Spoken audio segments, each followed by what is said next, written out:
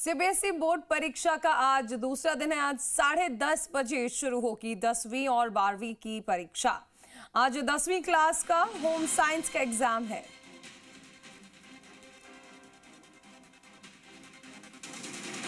बारहवीं क्लास का आज फिजिकल एजुकेशन का एग्जाम है।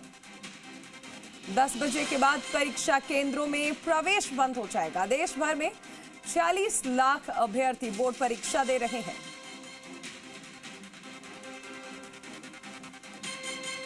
तो सीबीएसई की बोर्ड परीक्षाएं शुरू हो चुकी हैं कल से। आज दूसरा दिन है। आज 10:30 बजे ये एग्जाम होगा 10वीं और 12वीं का। 10वीं का आज होम साइंस का एग्जाम है और 12th क्लास का फिजिकल एजुकेशन का एग्जाम आज है।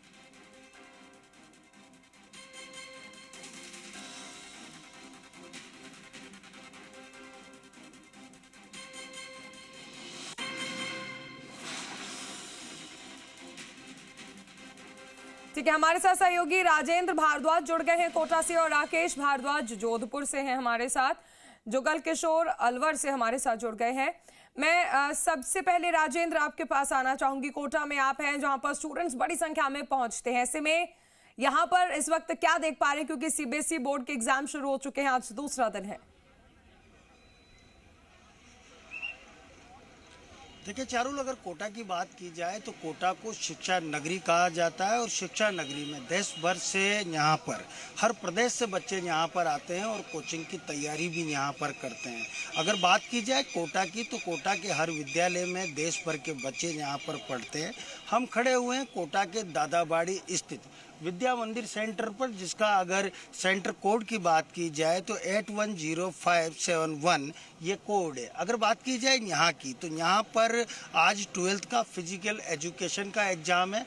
तस्वीरों पर साफ तौर पर देख सकते हैं किस तरह से जो बच्चे हैं वो यहाँ पर पहुँचे हैं। लंबी कतारें यहाँ पर लगी हुई है और लगातार बच्चों को चेक किया जा रहा है और चेक कर कर अंदर प्रवेश किया जा रहा है। अगर सीबीएसई गाइडलाइन की बात की जाए तो सीबीएसई गाइडलाइन में यहाँ पर जो बच्चे हैं वो 9 बजे पहुँचे हैं और 9 से 9:30 10 बजे तक इनकी लास्ट एंट्री यहाँ पर होगी। अगर बच्चों की बात की जाए तो बच्चे अपने अभिभावकों के साथ सेंटरों पर पहुँच रहे हैं और सेंटरों पर पहुँचने के साथ साथ ही यहाँ पर जिस तरह से चेक इन यहाँ पर की जा रही है वो कहीं ना कहीं बच्चों को पूरी तरह से हर परीक्षा में जैसे पारदर्शिता एक बड़ी बात होती है, उस पारदर्शिता को अपनाया जा रहा है। सर, किस तरह से क्या कुछ चेक इन का प्रावधान है, क्या कुछ चेक किया जा रहा है? स्टूडेंट का एडमिट कार्ड है और उसके स्कूल के आईडी कार्ड है, school uniform, transparent return pad, ball pen, बच्चा पेन वगैरह लेकर आता है तो ट्रांसपेरेंट पाउच होना चाहिए।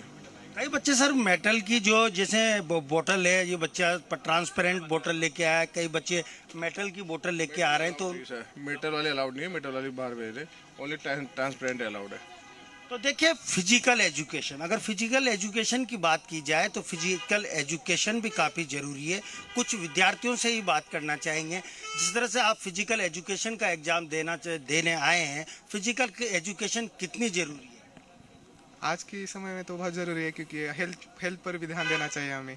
इसलिए कई बार देखा जाता है कि बच्चे साइंस और मैथ्स के लिए यहाँ पर संघर्ष करते हुए नजर आते हैं, मगर फिजिकल एजुकेशन पर ध्यान नहीं दिया जाता।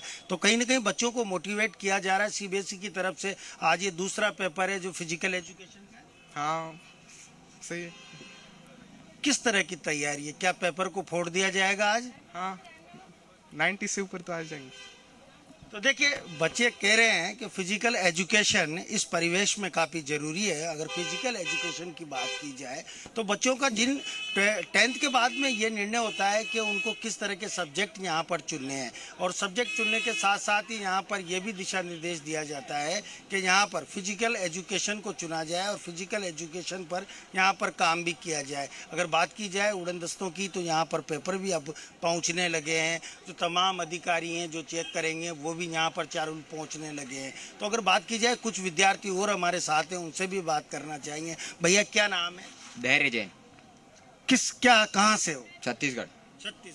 तो देखिए जिस तरह से चारों हमारी बात हो रही थी कि यहाँ पर जो परीक्षा होती है तो उसमें देश के हर कोने के बच्चे यहाँ पर मौजूद होते हैं, क्योंकि अगर बात की जाए अलग अलग जगह से स्टूडेंट्स जो है वो पहुंचे हुए हैं। ठीक है, लौटेंगे आपके पास। राकेश हमारे साथ जुड़ गए हैं जोधपुर से। राकेश, कैसी हलचल आप देख पा रहे हैं एग्जाम सेंटर्स के बाहर, क्योंकि अब से 10 बजे तक ही एंट्री है और उसके बाद फिर 10:30 एग्जाम की शुरुआत।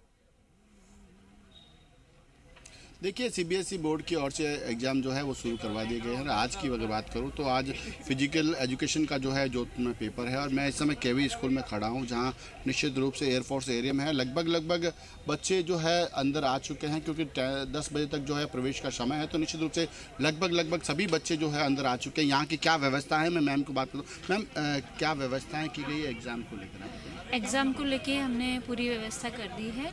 आज 265 बच्चे जो हैं वो उनका एग्ज़ाम है फिज़िकल एजुकेशन का, और मैक्सिमम बच्चे आ चुके हैं। 10 बजे तक का एंट्री टाइम है, उसके बाद गेट क्लोज़ हो जाएगा। तो सारे इन्विजिलेटर अपने रूम में पहुंच चुके हैं और सारा जो व्यवस्था है पूरे बहुत अच्छे से बढ़िया तरीके से हो गई है। तो अच्छी व्यवस्थाएं हैं, इन्विजिलेटर अपने क्लासरूम में पहुंच गए। अभी भी कुछ बच्चे हैं जो सेंटर में जो प्रवेश कर रहे हैं। आप देख सकते हैं कि लगातार जो है अपना रोल नंबर जो है बार चार्ट्स पर देख रहे हैं और उसके बाद वो रूम का जो है नज़ारा देख पाएंगे। मैं कुछ बच्चों से भी बात करूंगा, लेकिन कुछ पेरेंट्स आए, मैं उनसे भी बात करता हूं कि किस तरीके की व्यवस्थाएं। सर, किस तरीके की व्यवस्थाएं हैं आपके बच्चों को? बिल्कुल, आज बच्चे का पहला एग्ज़ाम है और सीनियर सेकेंडरी में वो, तो आज हम छोड़ना है। बच्चे थोड़ा सा, एक बार जब पहला दिन होता है तो थोड़ा सा नर्वस होते हैं, लेकिन जब पेपर दे के आते हैं खुशी के चेहरे होते हैं उनके। आज बहुत अच्छी व्यवस्था है यहाँ पर। जो भी टीचर्स वगैरह हैं वो एक बार जो सारी लिस्ट भी उन्होंने रूम्स की लगा रखी है। बच्चे बिल्कुल कंफर्टेबल, बिल्कुल अंदर लाइनअप होके जा रहे हैं। बहुत अच्छा लगा यहाँ पर स्कूल में आके। बिल्कुल, तो बच्चों का एग्जाम है, खास तौर से क्योंकि जिस तरीके से देश के प्रधानमंत्री कहते हैं कि स्वस्थ शरीर होना चाहिए और स्वस्थ मन होना चाहिए। मैम, बच्चों का एग्जाम है तो कहा जाता है कि बच्चों के साथ पेरेंट्स का भी एग्जाम होता है, तो किस तरीके? ये तो है ही है कि बच्चों के साथ पेरेंट्स का एग्ज़ाम है और आज बच्चे बहुत थोड़े नर्वस हो रहे हैं, तो मैं यही एक्सेप्ट करती हूँ कि बच्चों को बहुत अच्छे से मैडम सही ढंग से उनकी सीटिंग करवा दे और बच्चों का एग्ज़ाम अच्छा हो जाए। तो उम्मीद करते हैं बच्चों का एग्ज़ाम अच्छा हो जाए। निश्चित रूप से जो बच्चे अंदर प्रवेश कर रहे हैं, मैं एक गुड़िया है उससे बात करने का प्रयास करता हूँ। गुड़िया, आज काय का पेपर है? Physical education. फिजिकल एजुकेशन क्या जरूरी है फिजिकल आज के समय में? हेल्थ। तो बच्चों के लिए भी फिजिकल एजुकेशन ज़रूरी है, क्योंकि स्वस्थ शरीर में ही स्वस्थ मन रहता है। स्वस्थ मन रहेगा तो निश्चित रूप से जो है शरीर के साथ आपका मन जो है अच्छा रहेगा, तो निश्चित रूप से भविष्य में जो है आप जो बनना चाहते हैं वो बन पाएंगे। तो इसीलिए बच्चों को फिजिकल एजुकेशन की ओर से भी प्रेरित किया जाता है और इसीलिए लौटेंगे आपके पास। जुगल किशोर भी हमारे साथ जुड़ गए हैं अलवर से। जुगल किशोर, आप किस एग्जामिनेशन सेंटर पर मौजूद हैं और इस वक्त वहां पर क्या हलचल आप देख पा रहे हैं? कई स्टूडेंट्स नर्वस होते हैं, कई एक्साइटेड होते हैं, स्पेशली नर्वस होते हैं जिनका 10th बोर्ड है, क्योंकि फर्स्ट टाइम वो बोर्ड में अपीयर कर रहे हैं। क्या देख पा रहे हैं आप? जी बिल्कुल, मैं बताना चाहूंगा, मैं इस समय जीनियस अकेडमी के बाहर खड़ा हूँ, जहाँ पर हमारे साथ मैडम है, रीना मैडम है। पहले हम उन्हीं से जानना चाहेंगे कि किस तरीके की बच्चों की तैयारियां चल रही हैं, कितने सेंटर्स हैं यहाँ पर, और कल क्या एग्जाम था और कैसा एग्जाम आया था, और आज कैसा एग्जाम, कौन सा एग्जाम होने वाला है, उसकी बात करेंगे। रीना जी, ये जो पेपर सीरीज के क्या आज हो रहे हैं, कल से शुरू हो चुके हैं, क्या पूरा विस्तार से जानकारी? कल पहला पेपर था 10th क्लास का मैथ्स का पेपर था और पेपर थोड़ा सा मॉडरेट था बच्चों का। फर्स्ट पेपर ही मैथ्स का हो गया तो थोड़ा सा अच्छा हुआ और रेट सभी का था। बाकी ओवरऑल पेपर बहुत अच्छा हुआ है और अलवर में लगभग 20 सेंटर हैं सिटी में, और सभी सेंटर्स पे बच्चों के बहुत अच्छा था, उत्साह भी नजर आया। बच्चों ने बहुत अच्छा रेस्पॉन्स भी किया, कुछ मायूस भी हुए। अगले पेपर में 2 दिन का ब्रेक है, 2 दिन बाद फिर पेपर है, फिर देखते हैं क्या प्रतिक्रिया होती है। बहुत अच्छा रहा बाकी रेस्पॉन्स करता। कल बता रहे हैं कि मैथ्स का पेपर थोड़ा सा ऐसा था जिससे बच्चों को उलझा दिया था और लास्ट से उनके भाग में सवाल पूरे करने पड़े, ऐसी स्थितियां भी डेवलप हो गई थी। सीबीएसई बोर्ड पेपर अच्छा देती है, उसमें थिंकिंग बेस्ड क्वेश्चन ज्यादा आते हैं और वो क्वेश्चन वही बच्चे अटेम्प्ट कर पाते हैं जो डेफ में पूरा पढ़े। तो जिसने डेफ में पूरी तैयारी की है, पूरा प्रॉपर तरीके से एनसीईआरटी रीड किया है, उसे समस्या नहीं आई होगी, उसे कोई प्रॉब्लम नहीं आई होगी। बाकी हाँ, जिसने ऊपर से तैयारी की है तो उसके लिए पेपर हमेशा कभी होगा। आज 12th पेपर किस चीज का है? आज पेपर नहीं है कोई, आज ब्रेक है, ना ही राजस्थान बोर्ड का है ना ही सीबीएसई बोर्ड का है। आज ब्रेक है। देखिए, मैं बताना चाहूंगा, अलवर की अगर हम बात करें तो यहाँ पर जिले में जो पुराना जिला है वहाँ करीब 33 सेंटर यहाँ बनाए गए थे, और वहाँ पर जो पेपर की बात आ रही है 10वीं और 12वीं के जो पेपर सीबीएसई के कल शुरू हो चुके हैं। और मैं अगर एंट्रेंस की बात करूं, प्रवेश की बात करूं, तो यहाँ पर इस बार जो एक पाबंदियां छात्रों के साथ ही उनके साथ में जो एडमिट कार्ड था उस पर प्रिंसिपल की मोहर और हस्ताक्षर और फोटो होना अनिवार्य रखा गया था। उसके बाद ही उन्हें प्रवेश दिया जा रहा था। इसके साथ ही सिक्योरिटी की अगर बात करें, नकल की बात करें, तो उसके लिए भी सीसीटीवी कैमरे और तमाम वो जो व्यवस्थाएं थी वो जारी की गई थी। सुरक्षा की दृष्टि से पुलिसकर्मी भी एग्जाम सेंटर पर तैनात थे।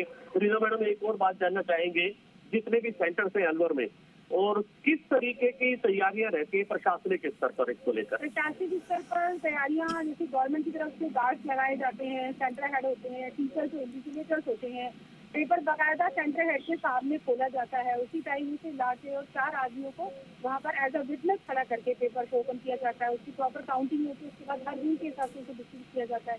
और साथ के साथ में टीम रहती है जो वहाँ पर फ्लाइंग के तौर पे पहुँचती है। तो सभी सेंटर्स पे सख्ती तो बहुत अच्छी रही है। वहाँ पर इस तरह की कोई संभावना हम नहीं कह सकते कि किस तरह की कोई चीटिंग या लापरवाही हो। ये पेपर कब तक चलने वाले हैं? ये पेपर हमारे 4 मार्च को खत्म होने की संभावना, और 12वीं की शायद 23 मार्च तक परीक्षा चलने वाली है। बिल्कुल, देखिए स्टूडेंट्स पूरी तरह से प्रिपेयर है।